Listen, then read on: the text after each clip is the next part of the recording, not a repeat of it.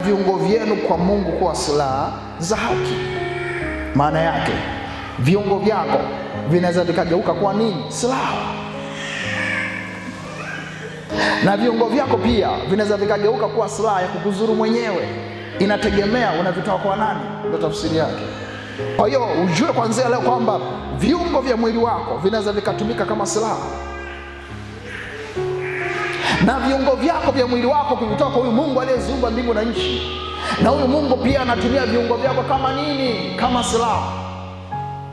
Na ndio maana alitumia nyayo za wakoma kupeleka utisho kwenye jeshi la Washami. Maandiko yanasema utisho ukaangukia jeshi la Washami na wakakimbia, lakini Mungu alitumia viungo vya wakoma ambao ni miguu yao, ikawa silaha kwenye kambi ya adui. Na ndio maana maandiko yanasema itoeni miili yenu iwe dhabihu iliyo hai ya kupendeza mbele za huyu Mungu. Maana yake Mungu sasa anaweza akatumia viungo vyako kama silaha. Na ndio maana utamsikia Daudi anasema kwamba huyu Bwana anafundisha mikono yangu kupigana vita. Na kwa sababu hiyo mikono ya Daudi maadamu ilikuwa mikononi mwa Mungu, ameitoa, maana yake haikuwa mikono ya kawaida. Na ndio maana yote ambaye alikuwa anapigana na Daudi alikuwa anapigwa.